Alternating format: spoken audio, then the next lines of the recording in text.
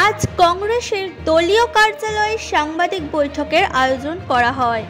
সেখানে অধীর রঞ্জন চৌধুরীকে ওয়াকফ বিল নিয়ে প্রশ্ন করা হলে তিনি বলেন, আমরা প্রথম থেকেই এই বিলের বিপক্ষে ছিলাম। এই বিলের সাহায্যে মুসলিম সমাজের ঐতিহ্যকে ধ্বংস করে দেওয়ার চেষ্টা চলছে।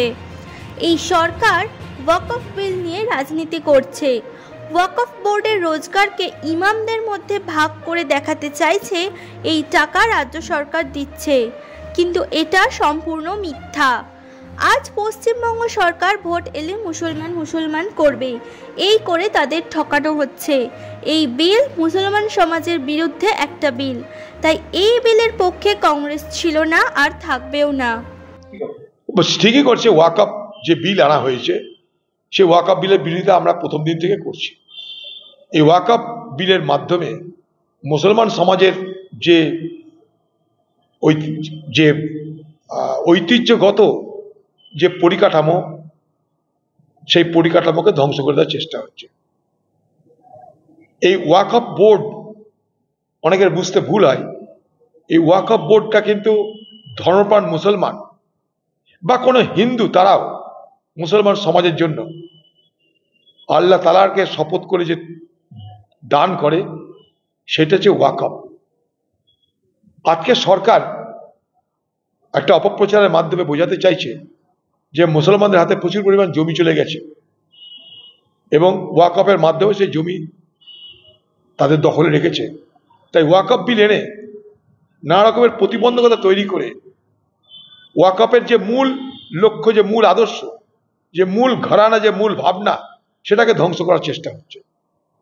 ওয়াকফ বোর্ডে মুসলমান নয়, ওয়াকফ বোর্ডে সমাজের কেউ নয়, ওয়াকফ বোর্ডের সম্পত্তি ফয়সালা করবে ট্রাইব্যুনাল নয়, ওয়াকফ সম্পত্তির ফয়সালা করবে ডিস্ট্রিক্ট ম্যাজিস্ট্রেট।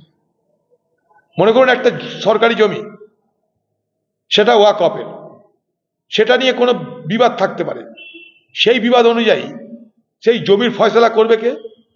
সরকারি জমির ফয়সালা করবে ডিএম। এটা হচ্ছে আইন। এটা কি সম্ভব যে সরকারি জমির ফয়সালা ডিস্ট্রিক্ট ম্যাজিস্ট্রেট করবে, তার সরকারের বিরোধিতা করবে? এই পশ্চিমবঙ্গের সরকার এতদিন পর্যন্ত ওয়াকফ নিয়ে রাজনীতি করেছে। ওয়াকফ বোর্ডের রোজগারকে ইমাম মুয়াজ্জিনদের মধ্যে বন্টন করে তারা দেখাতে চাইছে যে এ টাকা রাজ্য সরকার দিচ্ছে। মিথ্যা কথা। রাজ্য সরকার ইমাম মুয়াজ্জিনদেরকে কোনো পয়সা দেয় না। ওয়াকফ বোর্ডের যে রোজগার, সেই রোজগার থেকে টাকা দেয়। সরকার যদি সদিচ্ছা থাকতো, নিজেদের ঘর থেকে আরো টাকা দিয়ে ইমাম মুয়াজ্জিনদের বেতন আরো বাড়াতে পারত। এখানে সেটা হয় না, বরং উল্টো হয়। এই পশ্চিমবঙ্গে সব থেকে বেশি ভারতবর্ষে ওয়াকফ সম্পত্তি আছে। 1,48,200 ওয়াকফ সম্পত্তি আছে। তার মূল্য কয়েক হাজার কোটি টাকা, হাজার কোটি টাকা। যদি এই সম্পত্তি ঠিক মতন ব্যবহার করা হয়, তাহলে ইমাম মুয়াজ্জিনদের ওয়াকফ বোর্ডের যে অর্থ দেওয়া হয়, সে অর্থ কয়েক গুণ বাড়িয়ে দেওয়া সম্ভব। কারণ পশ্চিমবঙ্গে ওয়াকফ সম্পত্তি এখানেও লুট হচ্ছে।